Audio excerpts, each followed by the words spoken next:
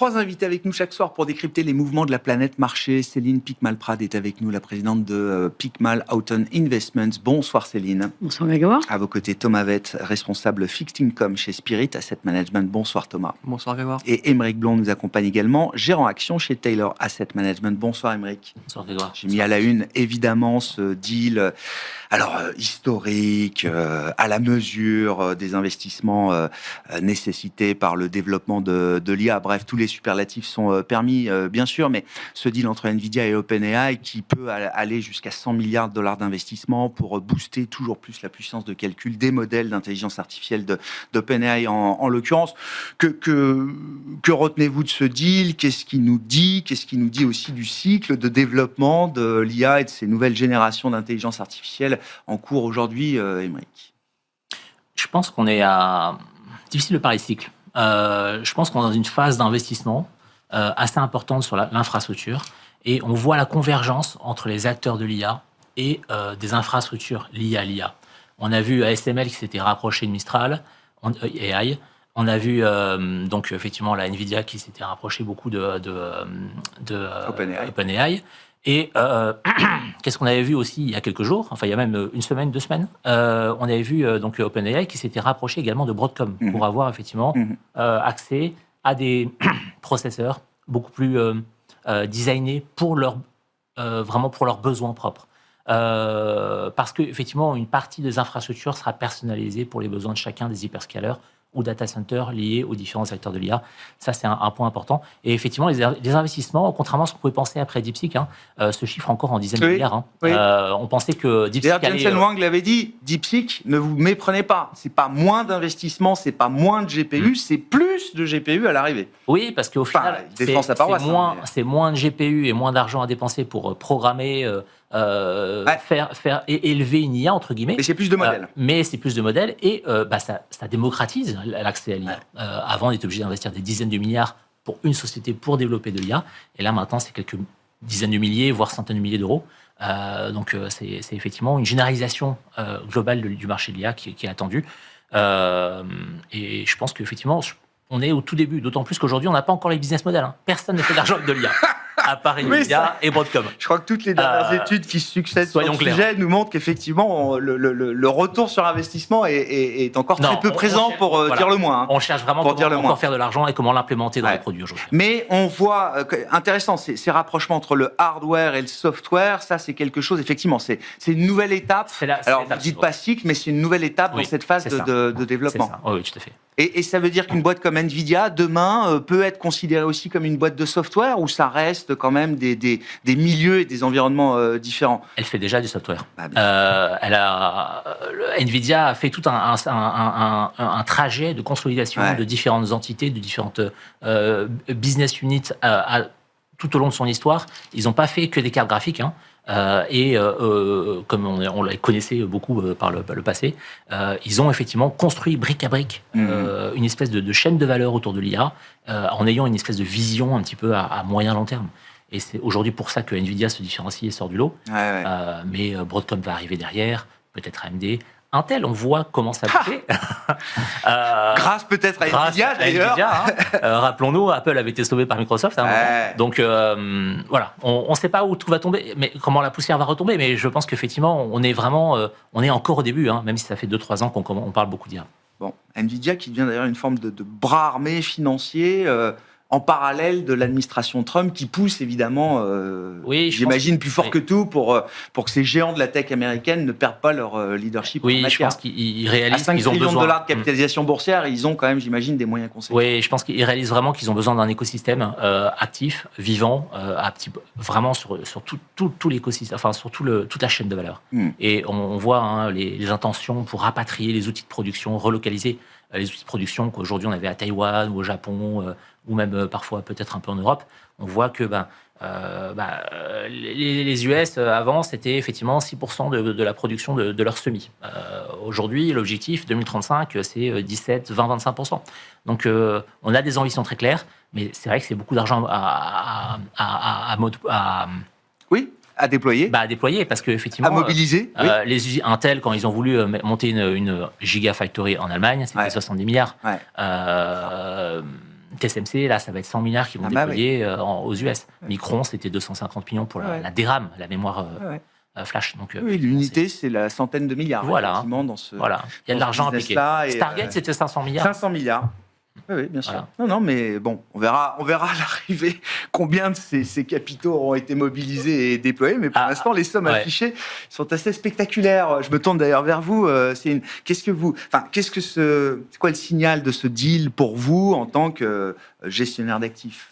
Mais ce qui me frappe, comme on vient de l'évoquer, c'est qu'on est passé d'une industrie technologique qui justifiait des valorisations importantes parce que c'était faible en intensité capitalistique, à une industrie qui maintenant a une intensité capitalistique très forte.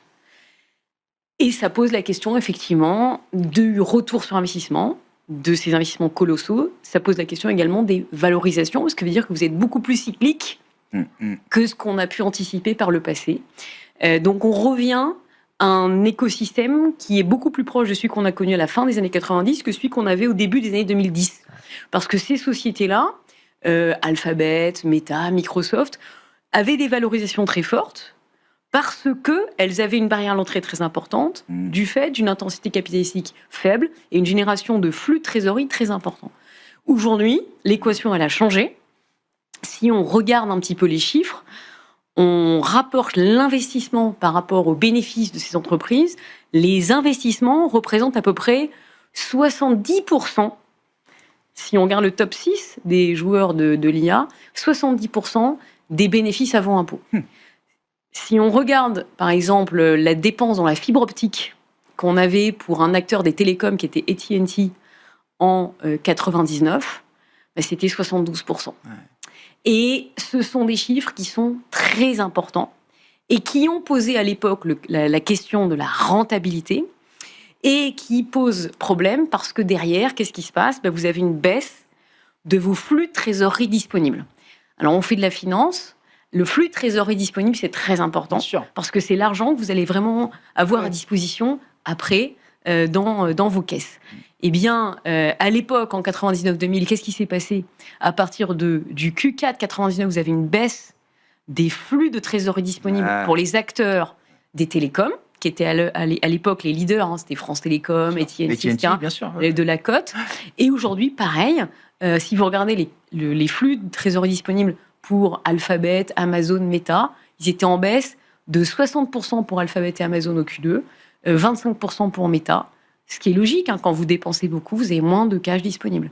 Et bien derrière, on sait ce qui s'est passé. Donc, je pense que c'est un signal très fort qui est donné au marché, aux investisseurs. Et d'ailleurs, c'est peut-être pour ça que malgré tout ce bruit, depuis le début de l'année, on en parlait tout à l'heure, mais finalement, le Nasdaq, les acteurs de la technologie ne sont plus les leaders du marché action. Les leaders du marché action, ils sont ailleurs cette année.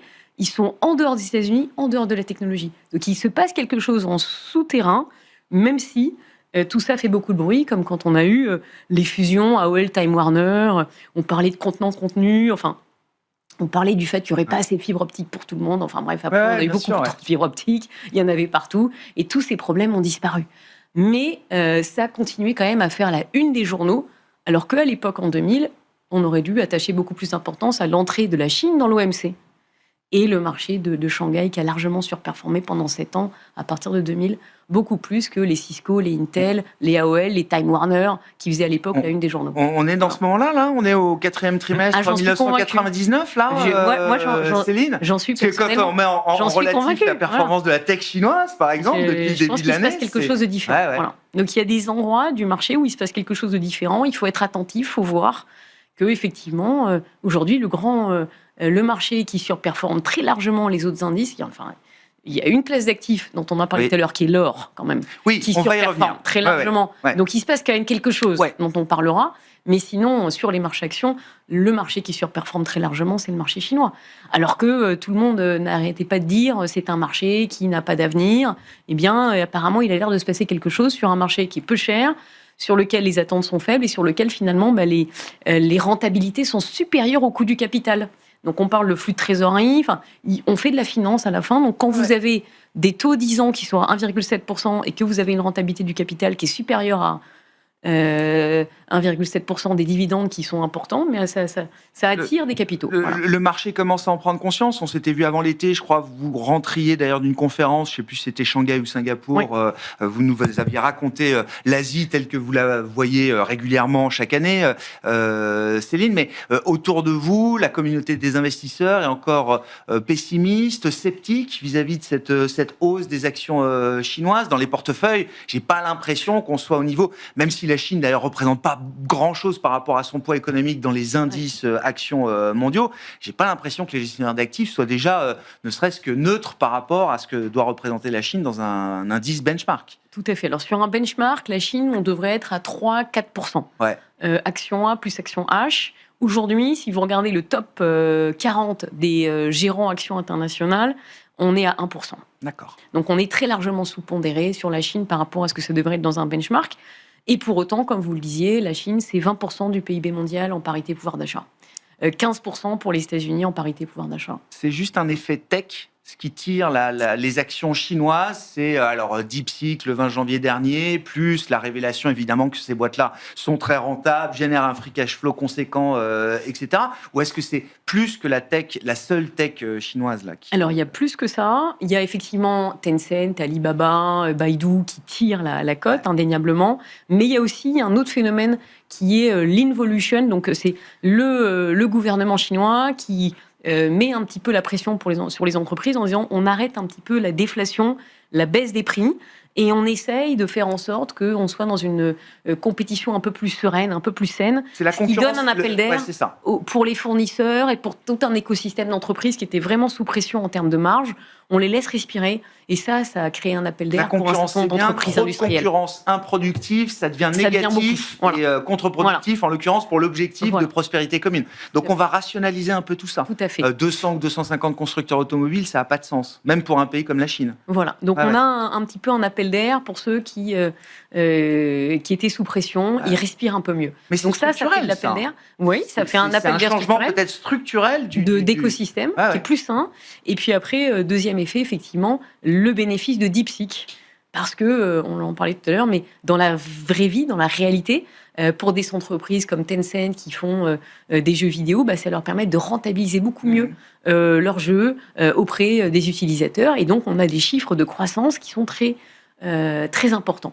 Donc, des chiffres de croissance très importants, quand on n'attend rien, forcément, ça fait un cocktail explosif pour les cours de bourse. On va en venir à l'obligataire et au taux et à la Fed, Thomas, mais encore une question quand même pour les gérants, pour les gérants actions. Non, mais oui, comment vous comprenez effectivement ce vrai redémarrage des actions chinoises? Et puis, il y a la Chine, mais l'Asie dans son ensemble, et la Corée du Sud, le Kospi a vu l'indice Kospi s'envoler ces derniers mois.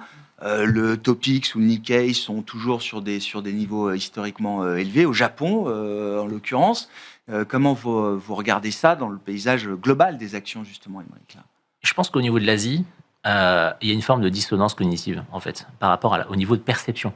Les investisseurs, ils voient l'Asie aujourd'hui à travers le prisme des ETF, parce qu'ils ne vont pas de manière discriminée sur les petits pays, les petits tigres asiatiques, etc. Ils ne vont même pas en Chine en ce moment, parce qu'ils ne savent pas trop ce qui se passe en Chine. Parce qu'effectivement, sur les politiques mises en place économiques de soutien à l'économie, on a plus eu des plans de sauvegarde de certains secteurs, bancaires, immobiliers, que des plans de relance de la consommation. Et aujourd'hui, c'est un petit peu ce qu'on attend, parce que la plupart des entreprises européennes et américaines qui sont jugées sur la base de leurs publications parce qu'elles seraient exposées au marché chinois, pour l'instant, les publis, elles sont un peu dégueulasses. Pardon, elles sont pas terribles. Vous pouvez vous permettre. Elles sont vraiment pas terribles. Et on voit les valeurs du luxe, dans l'auto, dans l'industrie, etc. Tous les acteurs qui font du business en Chine. Oui, ce qui rapporte, c'est pas en ce moment, ça reste médiocre au minimum. Absolument. D'accord. Donc, je pense qu'il y a un phénomène effectivement de flux passif via les ETF et l'allocation tactique, où il y a certains secteurs qui effectivement sont vraiment mis en avant avec une concentration des flux, et on retrouve quelques magnifiques en Chine qui effectivement portent aussi pas mal la cote. Ouais. puisqu'on parle de dette aussi avec vous, Thomas, la dette émergente, là, et notamment quand on regarde la sphère asiatique, alors ça nous amènera peut-être à parler de la Fed, avec la première baisse de taux depuis décembre 2024, la baisse du dollar, etc. Mais c'est des vents porteurs, y compris dans votre classe d'actifs, pour des actifs émergents, de la dette émergente, en l'occurrence. Ouais, c'est ça. C'est une classe d'actifs qui est quand même au centre de l'attention, avec un dollar qui s'est aussi affaibli, des banques centrales des émergents qui ont... Bon, je mets le Japon de côté, enfin, pas émergent, mais je mets l'Asie Pacifique. Hors Japon, d'accord. C'est des banques centrales qui ont monté les taux avant, quand il y a eu de l'inflation, qui les ont baissés aussi avant, quand l'inflation a décru. Donc, ils ont un temps d'avance sur les banques centrales occidentales. Donc, effectivement, c'est des thématiques d'investissement qui sont assez intéressantes, et avec des spreads qui restent, malgré tout, dans l'environnement actuel de spreads de crédit extrêmement bas, que ce soit en zone euro, aux US, et un peu même dans chaque pan de rating, il y a une dispersion qui est très faible. Donc, il y a très peu d'opportunités aujourd'hui, à mon sens, sur le crédit traditionnel. C'est une belle alternative. Ouais. Bon, sur la Fed, alors, comment est-ce que vous avez compris le message délivré par Jérôme Powell la semaine dernière, et partant d'une première baisse de taux qui en appelle quelques autres, Jérôme Powell le reconnaît lui-même, c'est une risk management cut, une baisse de taux assurantielle, mais il reconnaît qu'il y en aura quand même d'autres derrière. Quel est le principal risque pour une banque centrale comme la Fed aujourd'hui ? Ce sera la grande question, ce sera combien et le timing, la séquence. Donc là, la première baisse de 25 points de base, elle était complètement attendue. Je pense que le premier enseignement qu'on peut tirer à ce stade, c'est que la Fed navigue un peu aussi à vue. Là, ils ont fait repasser la thématique de l'emploi, c'est normal, avec 4 mois de création d'emplois assez faibles aux États-Unis, à peu près 27 000 créations d'emplois par mois en moyenne sur les 4 derniers mois. C'est très faible par rapport à ce qu'on a connu avant. On pourra peut-être discuter après de ce taux neutre qui a peut-être évolué, ce taux neutre qui ne fait pas monter le taux de chômage, mais ça, on pourra peut-être y revenir. C'est faible, c'est normal, ça demande un réajustement. Donc les 25 points de base sont normaux. L'enseignement qu'on peut tirer aussi, c'est que le vote a été de 11 contre 1. Il y a eu un seul dissident. Le dissident, celui-là, on l'attendait sans problème. Son entrée au sein du board. Oui. Et il aurait pu être beaucoup plus dissident que ça. Il avait voté pour 50 points de base. On aurait pu s'attendre même à plus.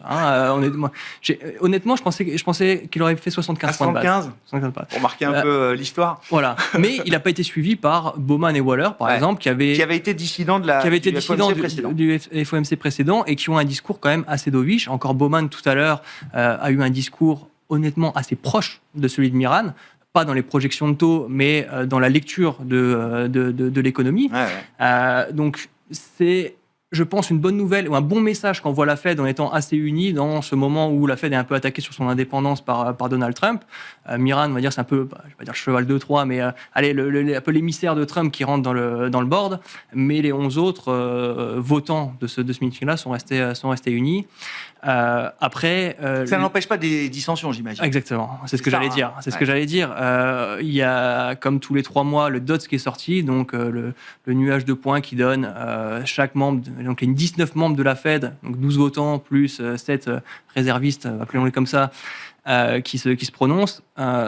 Il reste 2 meetings cette année, en 2025. La médiane est encore à 2 cuts, mais cette médiane, c'est 9 c'est ça. Qui disent 1 ou moins, et 10 qui disent 2 ou plus. Avec Miran, on va dire qu'on exclut un peu, mais 10 qui disent 3 cuts et 9 qui disent... C'est une médiane fragile. Moins. C'est une médiane qui est très fragile, c'est presque 50-50, clairement. Et donc, le range sur 2 meetings va de une remontée de 0,25, un membre qui a voté ça, et Miran qui vote des taux en dessous de 3. Donc 150 points de base quasiment de différence sur la politique monétaire à horizon 3 mois, 2 meetings. Énorme. Donc c'est énorme. Après, ça promet forcément de la volatilité sur les marchés de taux américains. Ça promet de la volatilité, surtout que le marché, à mon sens, a un peu frontonné, un peu surréagi, a anticipé ce que la Fed pouvait délivrer. La Fed donc admettons qu'on prenne cette moyenne de 2 cuts cette année, la médiane de l'année prochaine, c'est 1. Donc on serait sur 3 cuts globalement à venir sur horizon 1 an, un peu plus. Le marché, il en est à 5. Donc le marché a suranticipé, à mon sens, ce qui peut se passer. La problématique inflationniste est toujours là et on n'a pas encore vu, à mon sens, les effets inflationnistes de la politique tarifaire de Trump. On a commencé à les voir un petit peu dans le PPI de juillet. Ça aussi, c'est un point que je trouve intéressant. Le PPI de juillet qui est ressorti, je pense que vous l'avez vu, à 0,9, révisé à 0,7. Donc, c'est un PPI donc, assez élevé. Et prêt à la production. Et prêt à la production, ouais. Les prix voilà. En amont des prêts à la consommation. C'est ça. Alors, en amont ou pas la question. mais souvent en amont, effectivement. Sachant que avril, mai, juin, c'était quasiment pas d'importation aux US. Donc c'est normal que les PPI ne remontent pas. Par contre, il y a eu un gros mois de juillet sur les importations. Ils avaient utilisé tout leur stock qui avait été fait globalement de octobre à mars. Ça avait stocké très fort aux US. On avait vu les importations monter très fort avant les tarifs. Derrière 3 mois où il ne se passe rien. Derrière le mois de juillet, beaucoup d'importations de nouveau. À mon avis, les stocks qui étaient au plus bas. Donc un PPI qui ressort haut.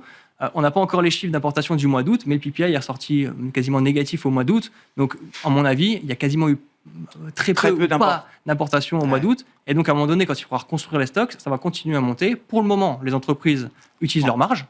Mais jusqu'à quand les entreprises américaines, vous l'avez vu avec ce que vous disiez sur la tech, c'est pas des enfants de cœur. Ils vont pas prendre tout sur leur marge. Et donc, à un moment donné, ça devrait se retranscrire dans les CPI. J'entendais, c'est une estimation, mais que 40% pour l'instant des hausses de tarifs a pu être passé, j'allais dire, à des consommateurs ou des utilisateurs finaux. Ça veut dire que 60% n'a pas été passé encore aujourd'hui. Il reste à faire. Donc, le message de la Fed, c'est à terme, oui, toujours un soutien pour le marché action. Est-ce que c'est un problème si jamais la Fed ne délivrait pas autant de baisses de taux que ce que le marché anticipe aujourd'hui? On se retrouve à nouveau dans cette situation où, on l'a vu ces dernières années, le marché peut anticiper 6-7 baisses de taux quand la Fed, au final, n'en a jamais délivré dans l'intervalle de temps que le marché anticipait ces dernières années. Aymeric.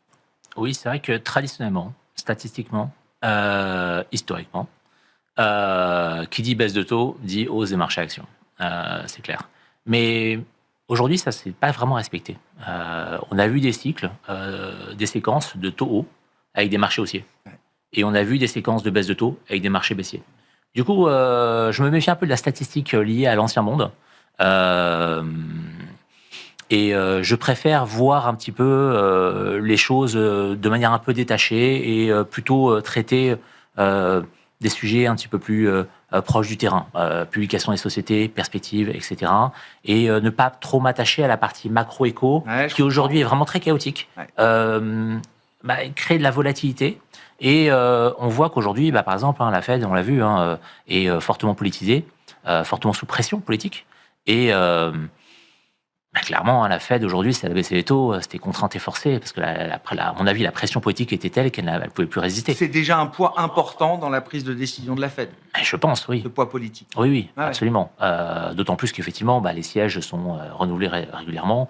Et, oui, Trump grappille au fur et à mesure de terrain à chaque fois. Oui, bien sûr. Donc voilà, mais non, moi, je ne mise pas sur des baisses de taux pour une expansion des marchés. Mais c'est vrai que oui, il y a eu des précédents récents où, quand la Fed s'est mise en branle à la baisse, on a eu des séquences assez haussières de marché, 10, 15, 20%. Et de taux aussi, de taux longs. C'est ce que vous rappeliez aussi tout à l'heure, Thomas, quand la Fed cut de 50 BP en septembre 2024. On voit tout de suite les taux longs repartir en direction des 5%. Je pense qu'on est un peu dans la même séquence. À voir comment évolue le marché de l'emploi, mais on est un peu dans la même séquence. L'année dernière, emergency cut de 50 points de base en septembre. Pareil, en plus, la même raison, sous fond d'emploi qui se dégrade. Derrière, ça s'améliore, l'inflation repart à la hausse. Le 10 ans est passé de 3,80 à 5, quasiment, un peu en dessous, en quelques mois. Là, 4%, 4,15 sur le 10 ans américain, même si la Fed délivrait ce que le marché attend. Donc retourner à des taux directeurs à 3% à horizon 1 an, ça fait une pente de 100 points de base, un peu plus de 100 points de base. C'est globalement la normale.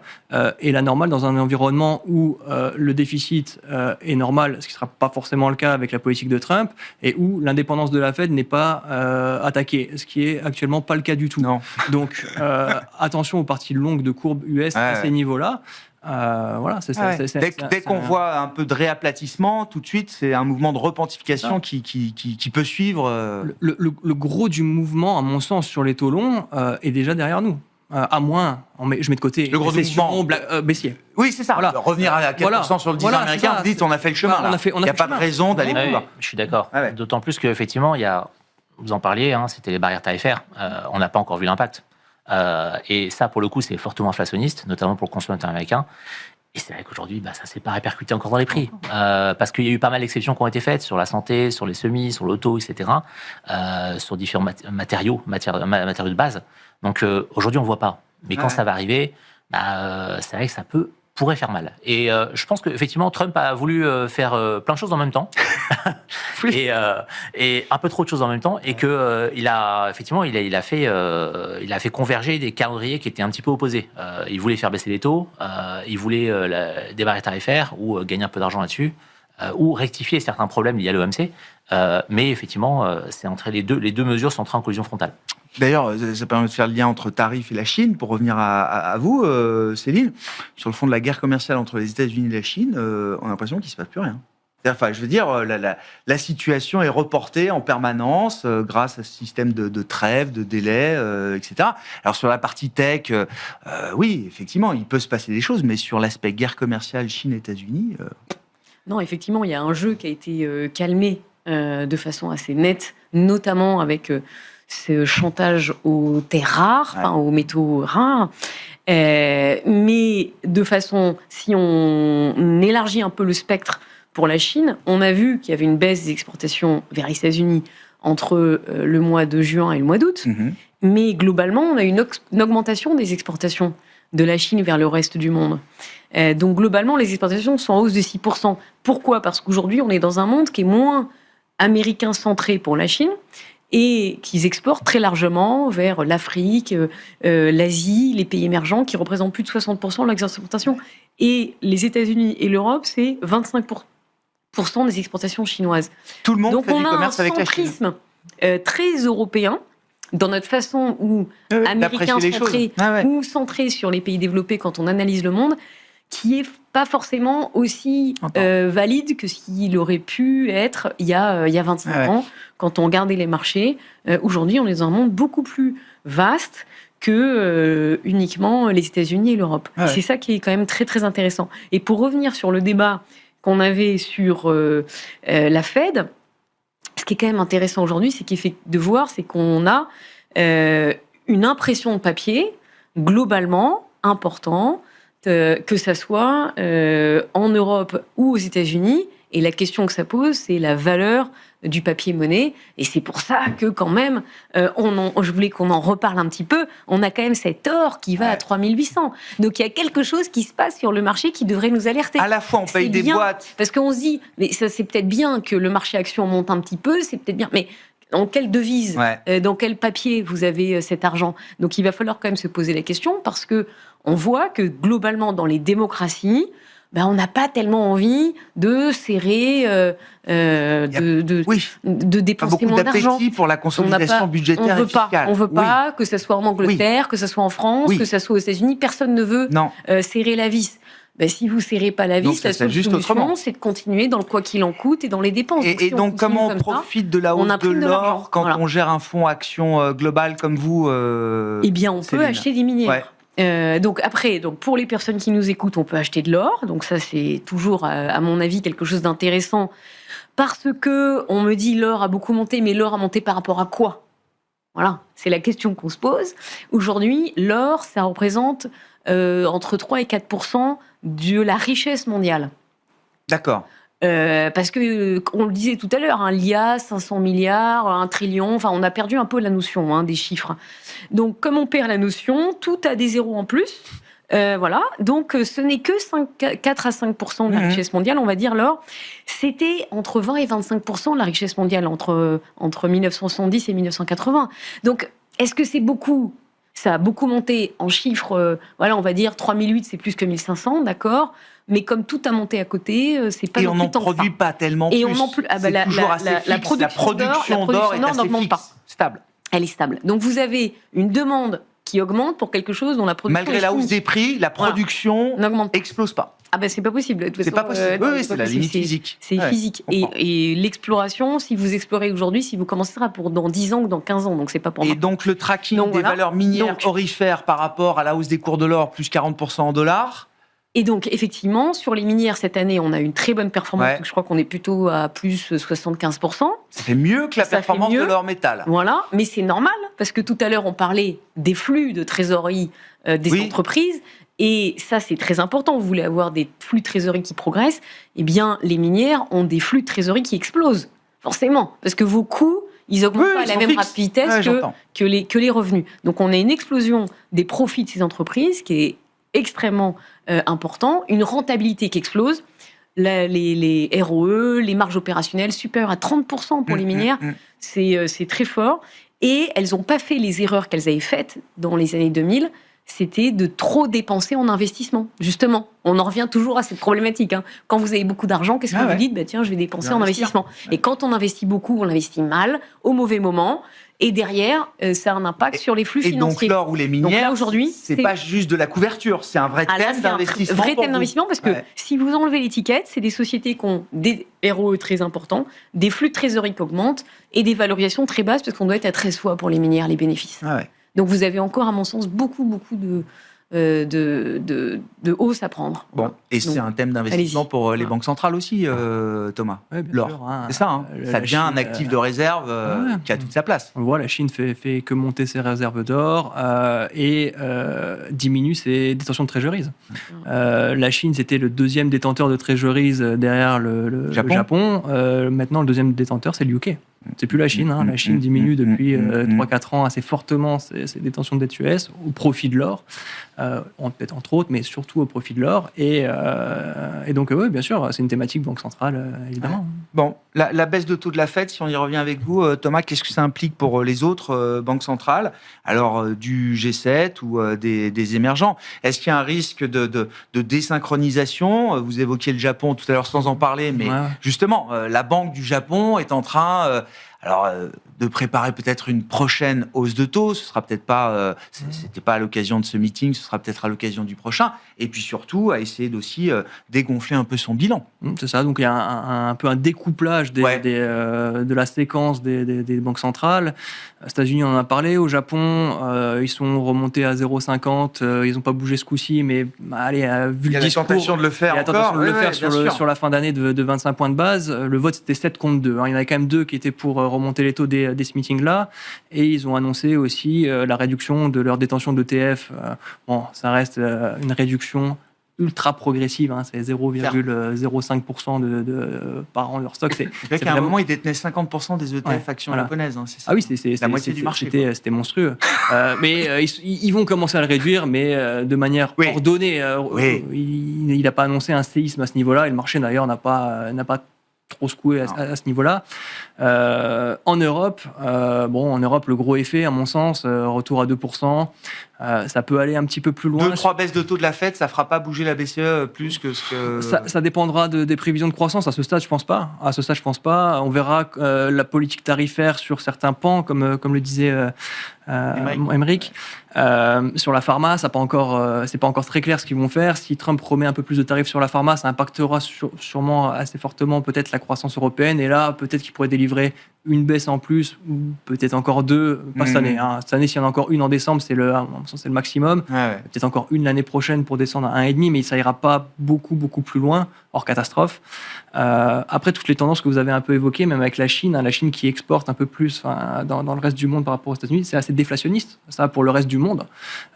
Mettez les États-Unis de côté, mais c'est assez déflationniste. Donc, cette problématique inflationniste, aujourd'hui, je mets le Japon encore une fois de côté, qui en a un petit peu, mais ça, c'est uniquement aux États-Unis. L'Europe, il y a plus grande chance de voir une inflation repartir. La croissance, est-ce qu'elle est en Europe ? Les plans de relance allemands et peut-être d'autres pays joueront un petit peu, mais il n'y a pas un potentiel monstrueux, à mon avis, à ce niveau-là. Donc, la Banque Centrale Européenne, elle est bien où elle est contente. Maintenant, elle pourra aller un tout petit peu plus loin s'il faut, mais elle ne suivra pas la Fed. Un mot au passage, Thomas, de la situation de la France, qui est une situation très spécifique, très identifiée évidemment, mais aussi très isolée par rapport au PAC européen. Quand on regarde les spreads en général, la team euro a jamais été aussi soudée, en tout cas quand on a connu notamment l'épisode de la crise souveraine.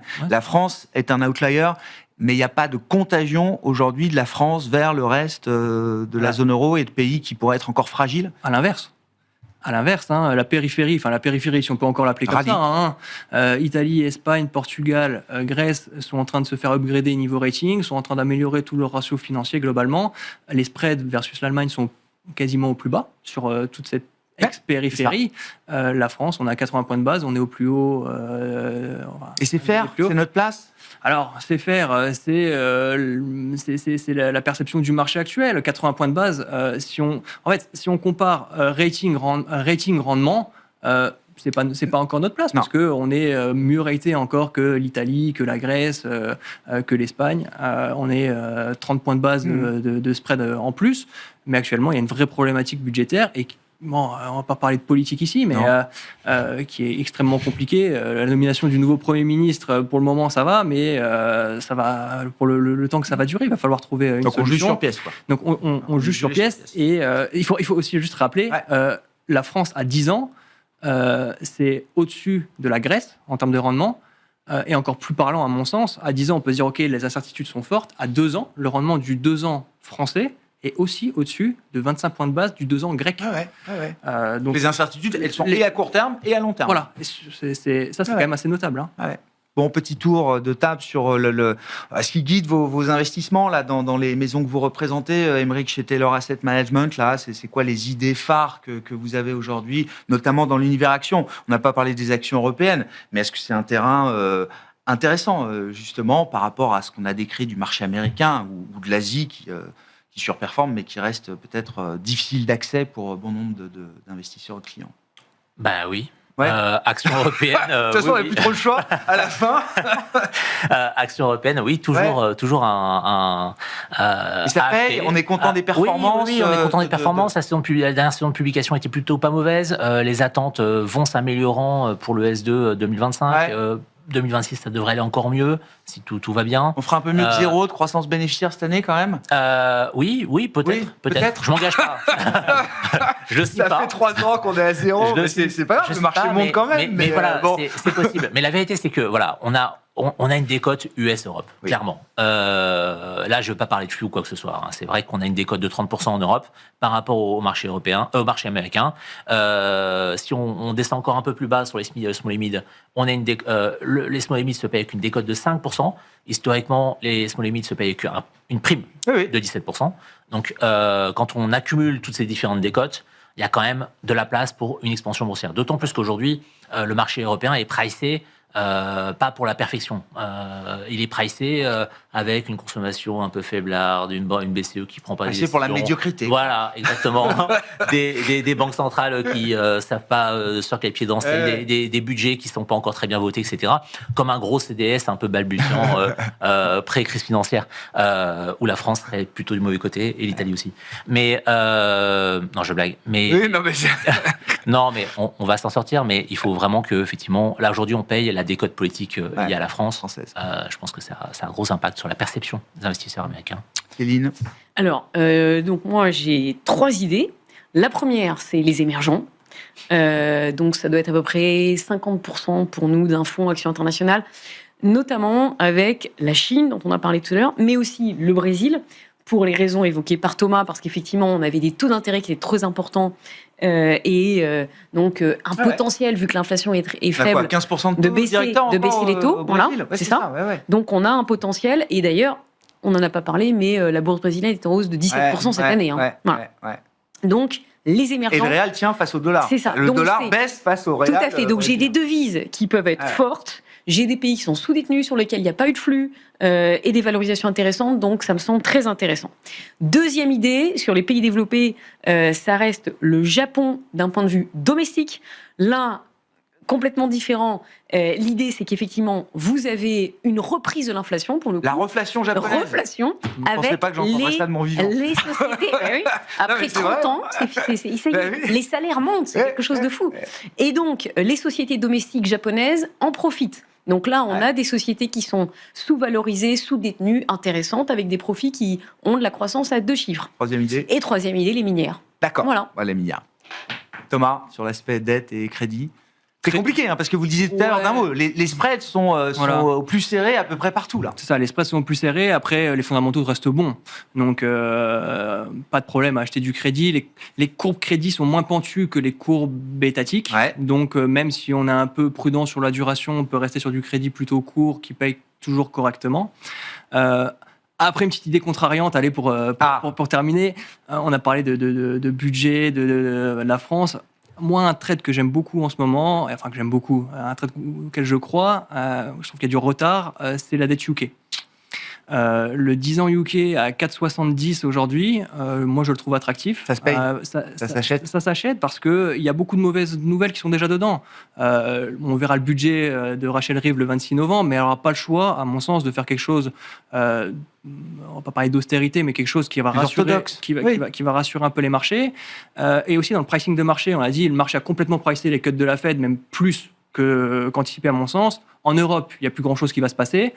Au UK, le marché ne price quasiment plus de baisse. Ouais, je comprends. Donc, il y a encore ce put de la Banque centrale UK qui pourrait baisser les taux, la BEE, et le déficit qui pourrait, à un moment donné, les aspects de déficit se calmer. Donc, à suivre le UK, toujours un laboratoire très intéressant, évidemment. Merci à vous trois. Merci d'avoir été les invités de Planète Marché. Céline Picmal-Prade, Aymeric Blond et Thomas Vett étaient nos invités.